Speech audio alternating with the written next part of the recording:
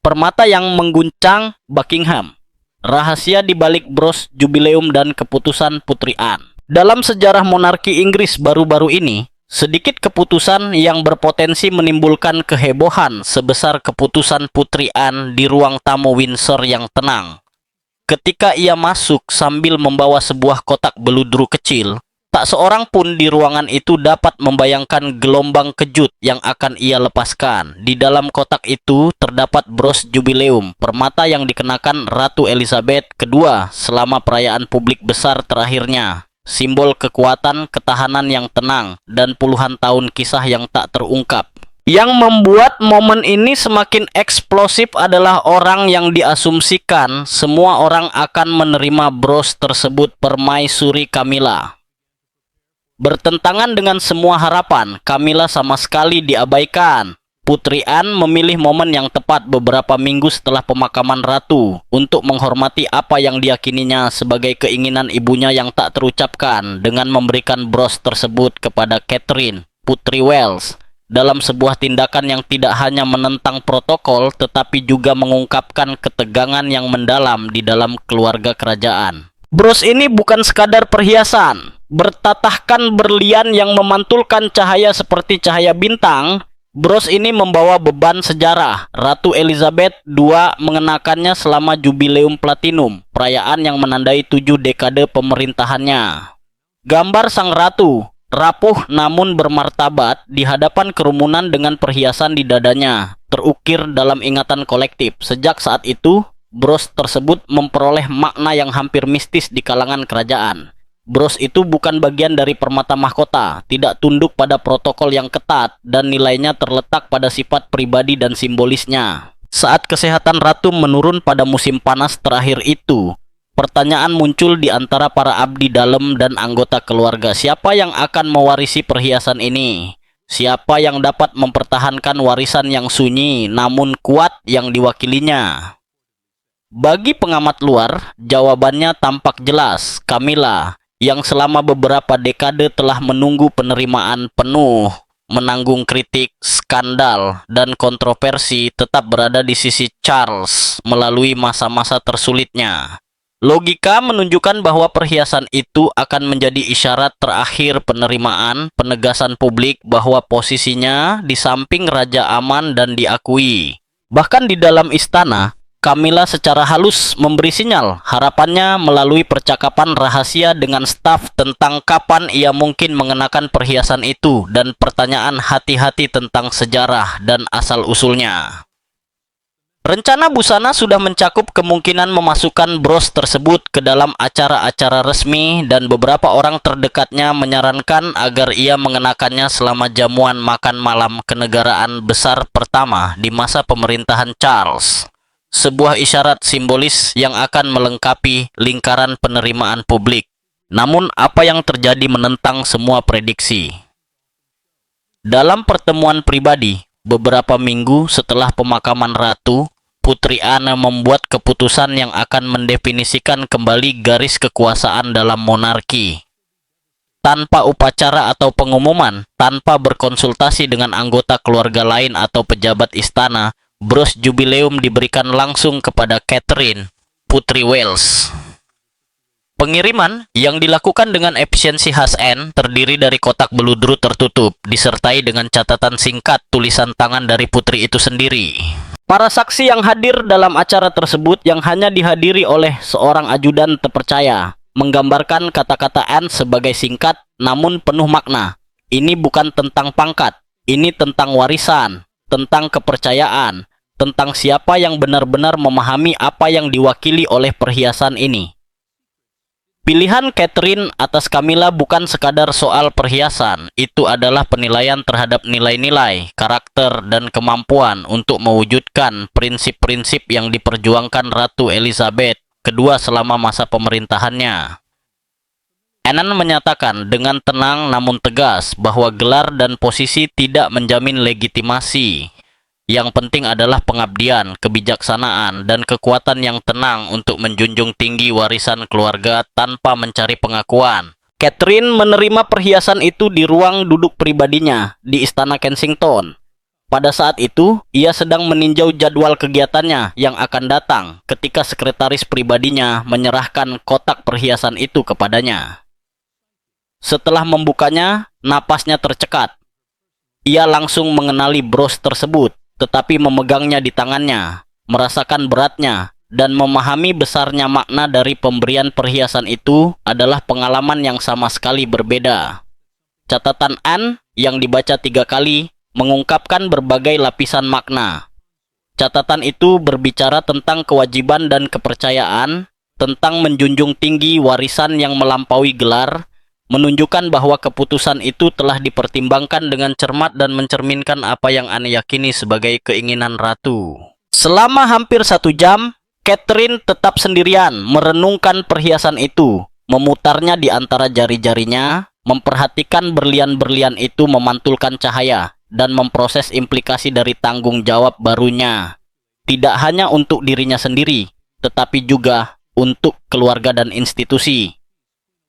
Dia tahu tindakan ini akan menciptakan ketegangan yang mungkin tidak akan pernah terselesaikan. Namun, menolak perhiasan itu akan menjadi tindakan pembangkangan terhadap Anne dan pengabaian terhadap prinsip-prinsip yang dijunjung tinggi Anne. Ketika William kembali sore itu, Catherine menunjukkan bros dan catatan itu kepadanya. Reaksinya kompleks, campuran antara kebanggaan dan pengakuan atas validasi tersirat dari upaya dan dedikasi Catherine, tetapi juga kekhawatiran tentang kemungkinan reaksi Camilla terhadap apa yang pasti akan terungkap. Anne tidak akan melakukan ini dengan mudah, kata William. Dia telah memikirkan apa artinya, tapi Camilla, jawab Catherine dengan lembut. Dia akan hancur. Dia akan melihatnya sebagai penolakan, bukti bahwa dia belum sepenuhnya diterima. Setelah keheningan yang lama, William mengangguk. Tapi penilaian Anne penting. Kesetiaannya kepada ibu, pemahamannya tentang apa yang dibutuhkan monarki, itu juga penting. Jika dia percaya ini seharusnya menjadi milikmu, ada alasannya. Percakapan berlanjut hingga larut malam, membahas bagaimana menangani situasi tersebut, kapan dan bagaimana mengkomunikasikannya, dan bagaimana mengurangi dampaknya di dalam keluarga dan di mata publik. Pengalihan bros tersebut bukan hanya perubahan kepemilikan sebuah benda bersejarah. Itu adalah simbol kekuasaan, warisan, dan keselarasan moral dalam monarki. Pengingat bahwa keputusan yang tampaknya pribadi dapat memiliki dampak yang mendalam dan abadi pada persepsi lembaga, pada hubungan keluarga, dan pada politik suksesi tidak resmi di dalam kerajaan. Apa yang terjadi dengan bros Jubilee telah membuka babak tak terduga dalam narasi Istana Buckingham, mengungkapkan pengaruh diam-diam anggota keluarga yang tahu kapan harus campur tangan, bagaimana menghormati tradisi, dan, yang terpenting, bagaimana melindungi esensi monarki di luar gelar dan ketenaran publik. Catherine, yang kini menjadi penjaga perhiasan ini dan kepercayaan penuh dari Putri Anne, tidak hanya menerima sebuah benda, tetapi juga tanggung jawab untuk mewakili apa yang dihargai Ratu Elizabeth II di atas segalanya, pengabdian, kebijaksanaan, dan kekuatan tenang yang mendefinisikan mereka yang benar-benar mengenakan mahkota. Setiap keputusan dalam keluarga kerajaan Inggris memiliki bobot yang melampaui sekadar kesopanan atau protokol. Hal ini terutama berlaku ketika melibatkan simbol-simbol yang syarat dengan sejarah dan makna, seperti bros yang dimiliki Ratu Elizabeth II selama jubileum agung terakhirnya. Kedatangan perhiasan ini di Istana Kensington memicu perdebatan yang sunyi namun intens di koridor kekuasaan, perdebatan yang hampir tidak dapat ditahan. Catherine, Putri Wales, mendapati dirinya menghadapi dilema yang tidak mudah diselesaikan. Haruskah ia meremehkan pentingnya hadiah itu? Apakah lebih bijaksana untuk menyimpannya sebagai harta pribadi, menghindari penampilan publik? Setiap pilihan tampaknya menciptakan masalah baru. Dan saat mereka mendiskusikannya, mereka berdua menyadari bahwa keputusan itu dapat sepenuhnya lepas dari kendali mereka, dibuat oleh kekuatan di luar kendali mereka. Kekuatan-kekuatan ini segera terwujud.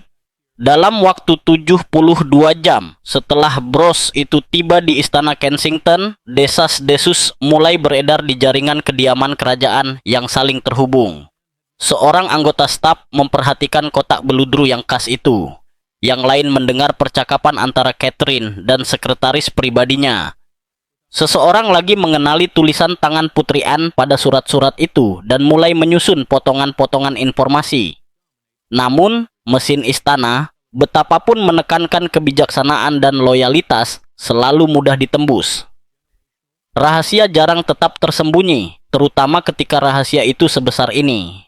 Pada akhir minggu pertama, beberapa orang di lingkaran kerajaan tahu bahwa Catherine telah menerima sesuatu yang penting dari Putri Anne. Spekulasi tentang sifat pasti hadiah itu mulai berlipat ganda. Beberapa menebak dengan benar, yang lain sama sekali meleset, tetapi kepastian bahwa sesuatu yang penting telah ditransfer melewati saluran tradisional dan hierarki yang mapan menjadi semakin jelas. Rumor tak pelak lagi mencapai Clarence House, kediaman resmi Camilla, permaisuri dan pusat istana pribadinya. Camilla sedang mengadakan makan siang intim dengan teman-teman aristokratnya, wanita-wanita yang dengannya ia berbagi kepercayaan selama beberapa dekade. Saat hidangan penutup, Lady Landown dengan santai menyebutkan telah mendengar sesuatu yang menarik. Sepertinya Putri Anne mengunjungi istana Kensington minggu lalu. Dia membawa sesuatu yang cukup besar. Camilla berhenti menyeruput tehnya, tangannya setengah jalan ke dalam cangkir tehnya. Anne sesekali mengunjungi William dan Catherine, katanya hati-hati. Mereka memiliki hubungan yang baik, tetapi pertemuan ini tampak lebih formal. Lady Landown melanjutkan, ada laporan bahwa beberapa barang pribadi dari koleksi ratu telah dipindahkan. Suhu di ruangan itu terasa turun beberapa derajat. Dengan suara yang terkontrol sempurna tetapi dengan tatapan tajam, Camilla bertanya, barang apa saja? Teman lainnya, Lady Pesti, menambahkan, belum diketahui pasti, tetapi mengingat waktunya dan keterlibatan Anne, beberapa orang berspekulasi bahwa itu mungkin perhiasan, barang-barang berharga. Camilla segera pamit setelah itu, dengan alasan sakit kepala. Setelah sendirian di ruang duduk pribadinya, ia melakukan penyelidikan secara diam-diam melalui sekretaris pribadinya. Tanggapannya samar, tetapi mengungkapkan, ya, Putri Anne telah mengunjungi istana Kensington. Ya, dia membawa sesuatu bersamanya.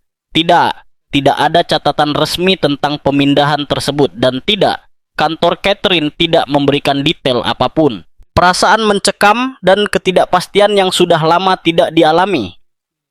Camilla, sejak masa-masa sulit awal pernikahannya dengan Charles, kembali dengan dahsyat. Ia merasa terjebak oleh peristiwa penting yang terjadi tepat di luar jangkauannya, di luar kendalinya.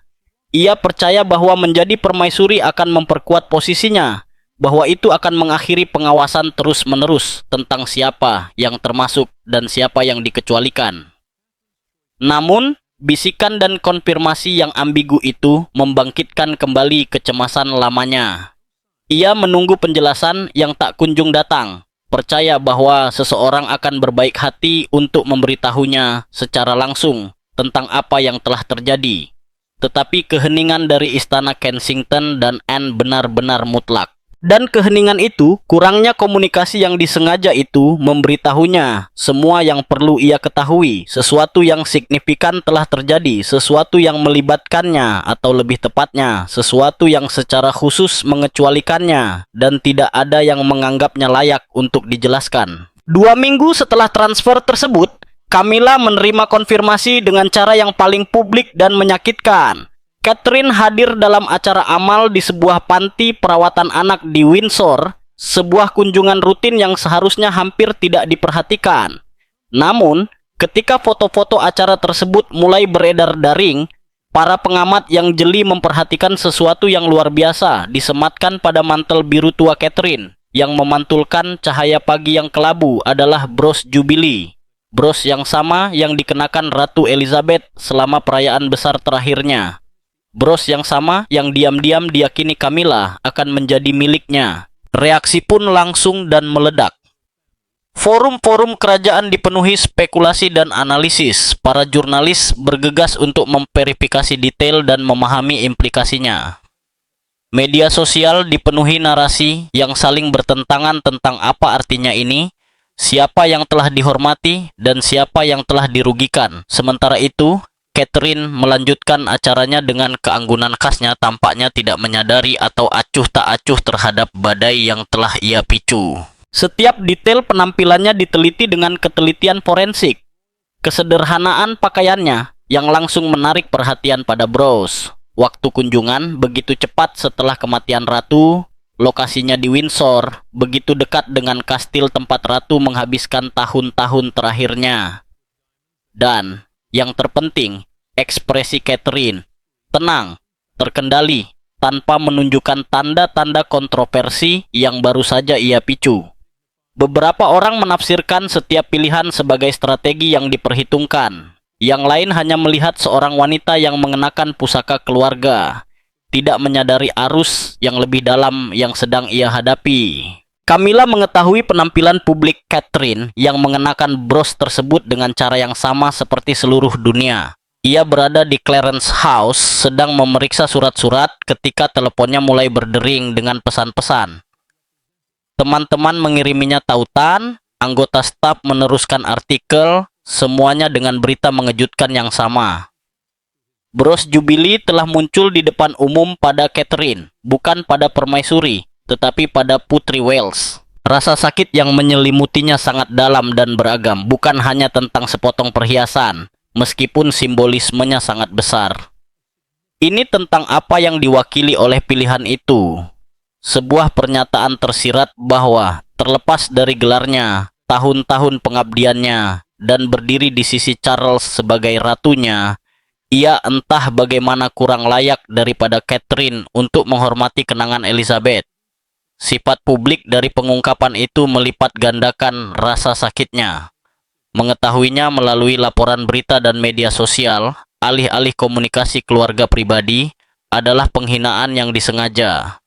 Ia sepenuhnya dikecualikan dari keputusan itu, bahkan tanpa pemberitahuan sebelumnya, yang akan memungkinkannya untuk mempersiapkan tanggapan yang bermartabat terhadap apa yang jelas merupakan penghinaan. Teman-temannya mencoba mendukungnya sore itu, tetapi komentar mereka hanya memperdalam luka.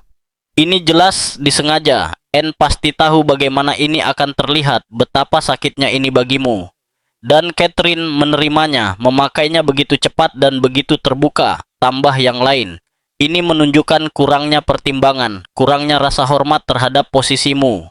Ucapan-ucapan itu, meskipun bermaksud baik, justru semakin memicu kebencian Camilla. Pada saat Charles kembali ke Clarence House sore itu, ia telah berhasil menyalurkan amarahnya menjadi kemarahan yang tenang dan terfokus. Perasaan dikucilkan secara sistematis dan kebutuhan mendesak akan jawaban.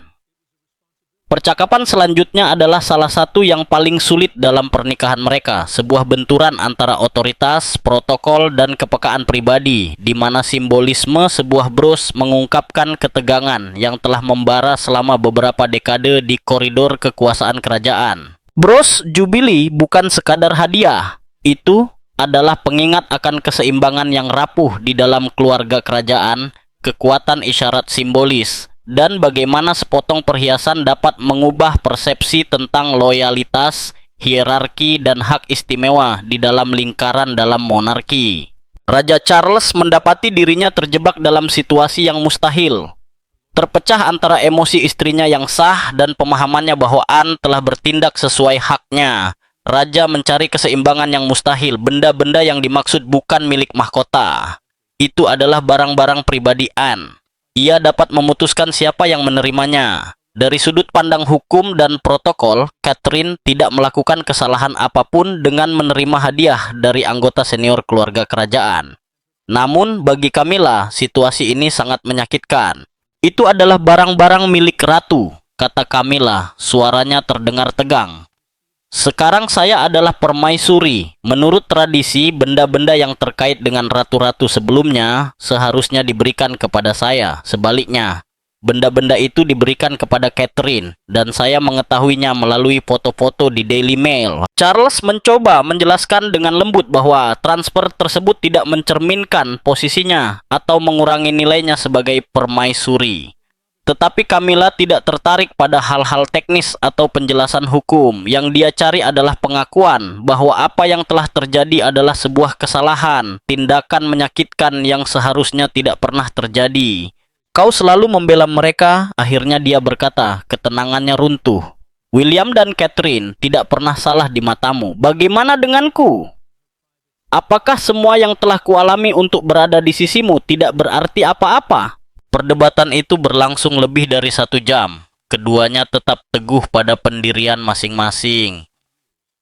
Perdebatan berakhir dengan Camilla menangis dan Charles kelelahan, tidak mampu mendamaikan rasa sakit istrinya dengan keyakinannya bahwa tidak ada yang melakukan kesalahan. Keesokan paginya, Charles menelepon William. Percakapan itu hati-hati, menyadari situasi sensitif yang sedang mereka hadapi. Ibu tirimu sangat terluka, kata Charles. Aku mengerti keputusan Anne, tetapi cara penanganannya, sifat publik dari masalah ini, telah menyebabkan kerusakan yang nyata. Akan sangat membantu jika Catherine menghubungi langsung. William terdiam cukup lama. Catherine tidak meminta ini. Akhirnya dia menjawab. Dia menerima hadiah dari Anne. Menolaknya akan menjadi penghinaan bagi seseorang yang telah mengabdi pada keluarga ini dengan penuh kehormatan selama 70 tahun. Mengapa dia harus meminta maaf? Aku tidak meminta maaf, jawab Charles hati-hati. Hanya percakapan, pengakuan bahwa situasinya sulit. Terkadang isyarat sama pentingnya dengan substansinya. Malam itu juga, William mendiskusikan situasi tersebut dengan Catherine. Meskipun merasa tidak nyaman, ia memahami bahwa hubungan keluarga itu penting dan bahwa Charles meminta hal itu bukan sebagai raja, tetapi sebagai seorang ayah dan suami yang berusaha mempertahankan keharmonisan keluarga. Aku akan meneleponnya, Catherine akhirnya setuju. Tetapi kau harus mengerti bahwa aku tidak akan meminta maaf karena menerima hadiah yang Anne pilih untuk kuberikan. Aku akan mengakui perasaan Camilla, tetapi aku tidak akan mengakui bahwa ada sesuatu yang tidak pantas terjadi. Percakapan telepon keesokan harinya terasa tegang dan sulit. Dua wanita yang tidak pernah begitu dekat kini terpaksa terlibat dalam percakapan yang canggung. Catherine memulai dengan hati-hati, menjelaskan bahwa ia memahami keterkejutan Camilla dan berharap Camilla mengerti bahwa tidak ada niat untuk menyakiti siapapun. Saya menghargai Anda menelepon, jawab Camilla, suaranya dingin namun tegas. Tetapi Anda pasti tahu bagaimana ini akan terlihat, bagaimana perasaan saya jika mengetahui melalui media bahwa Anda menerima salah satu perhiasan ratu yang paling penting. Memberitahu sebelumnya akan lebih sopan. Saya menerima bros itu hanya beberapa hari sebelum berita itu tersebar, balas Catherine dengan lembut. Tidak ada waktu untuk mempertimbangkan semua sensitivitasnya. Saya menyesal Anda merasa sakit hati. Itu bukan niat saya. Niat tidak selalu penting, jawab Camilla. Yang penting adalah dampaknya. Dan dampaknya adalah bahwa saya, sebagai permaisuri, dilewati untuk sebuah benda yang, menurut logika tradisional, seharusnya menjadi milik saya. Pesan itu tersampaikan Catherine, suka atau tidak suka. Selama beberapa menit berikutnya, keduanya tetap bersikap sopan, tetapi pendirian mereka tetap tidak berubah. Catherine menegaskan kembali bahwa ia hanya menerima hadiah dari anggota keluarga senior, sementara Anne bertindak sesuai dengan penilaiannya sendiri. Camilla bersikeras bahwa seharusnya lebih banyak pertimbangan diberikan pada hierarki, protokol, dan perasaan mereka yang telah mendapatkan posisi mereka melalui pengabdian bertahun-tahun. Percakapan berakhir tanpa penyelesaian, memperjelas bahwa perselisihan telah meningkat dari kesalahpahaman menjadi konflik terbuka. Kasus bros tersebut mendominasi pemberitaan media selama berminggu-minggu. Artikel opini, program televisi, dan debat publik mengkaji setiap detailnya. Masyarakat terbagi. Kaum muda mendukung Catherine, melihatnya sebagai perspektif modern yang berbasis prestasi. Kaum yang lebih tua membela Camilla, menekankan penghormatan terhadap tradisi dan hierarki. Komentator kerajaan terbagi dalam kubu yang dapat diprediksi. Beberapa memuji keputusan Anne untuk mengakui pengabdian yang tulus, yang lain mengkritik kontroversi yang tidak perlu yang ditimbulkannya. debat tersebut mencerminkan ketegangan yang lebih besar tentang masa depan monarki. Haruskah monarki menghargai prestasi atau menjunjung tinggi tradisi? Haruskah pilihan pribadi lebih diutamakan daripada hierarki institusional? Di dalam istana, dampaknya sangat terasa. Para staf memihak pada faksi yang berbeda, beberapa mendukung Camilla dan struktur hierarkis. Yang lain, Catherine dan penekanan pada prestasi. William mengamati dengan saksama, memahami bahwa bros tersebut melambangkan bukan hanya warisan neneknya, tetapi juga visi yang berbeda tentang kepemimpinan masa depan. Bersama-sama, William dan Catherine membahas apakah ia harus berhenti mengenakan bros tersebut di depan umum dan menyimpulkan bahwa melakukan hal itu sama saja dengan mengakui kesalahan. Putri Anne menyaksikan badai itu terjadi dengan kekhawatiran yang semakin besar. Niatnya adalah untuk menghormati orang yang paling mewujudkan nilai-nilai Ratu Elizabeth, tanpa pernah mengantisipasi bahwa tindakan pribadi akan menjadi medan pertempuran media. Ia mempertimbangkan untuk mengeluarkan pernyataan untuk mengklarifikasi niatnya. Tetapi, para penasihatnya memperingatkan agar tidak melakukannya, karena komentar apapun hanya akan memperkeruh kontroversi. Meskipun kontroversi publik mulai mereda, dampak pribadinya tetap ada. Hubungan keluarga menjadi tegang. Interaksi antara Catherine dan Camilla menjadi terencana dan hati-hati. Senyum yang dipaksakan, basa-basi yang dipertukarkan tanpa kehangatan yang tulus. Para staf berupaya meminimalkan pertemuan langsung mereka. Charles mencoba menengahi melalui pertemuan keluarga tertutup menghadapi percakapan sulit yang membahas keluhan yang lebih dalam daripada sekadar bros itu sendiri. Camilla berbicara tentang perasaan terus-menerus dihakimi. Catherine tentang kelelahan hidup di bawah pengawasan tanpa henti. 6 bulan kemudian, protes publik telah mereda, tetapi secara internal bros itu bukan lagi sekadar perhiasan. Itu adalah simbol warisan, perselisihan, dan perbedaan pandangan tentang monarki. Saat peringatan pertama kematian Ratu Elizabeth semakin dekat, pilihan Catherine tentang apa yang akan dikenakan pada acara peringatan tersebut menjadi sangat penting. Akhirnya ia memutuskan untuk mengenakan bros jubili pada upacara di Westminster Abbey. Itu adalah deklarasi diam-diam bahwa ia tidak akan menyembunyikan atau meminta maaf atas hadiah yang diterima secara rahasia. Selama upacara tersebut, bangsa itu berhenti sejenak untuk mengenang seorang raja yang telah melayani selama 70 tahun. Bagi mereka yang memahami dinamika keluarga, bros itu menambahkan lapisan makna. Itu bukan hanya sebuah peringatan, tetapi juga penegasan tentang siapa yang akan meneruskan warisan tersebut. Camilla hadir dengan penuh martabat memenuhi perannya, sementara Catherine dengan William di sisinya dan bros yang memantulkan cahaya dari jendela kaca patri tampak sudah memikul beban peran sentral di masa depan. Putri Anne mengamati dari posisinya di biara, mempertahankan ekspresi tenangnya, merasa puas dengan dirinya sendiri. Ia telah bertindak sesuai keyakinannya, menghormati apa yang diyakininya sebagai keinginan ibunya. Apakah sejarah akan menilai keputusannya sebagai bijaksana atau memecah belah masih harus dilihat. Saat keluarga meninggalkan biara, Catherine menyentuh bros itu dengan lembut, sebuah gestur yang diabadikan oleh kamera dan dianalisis selama berhari-hari.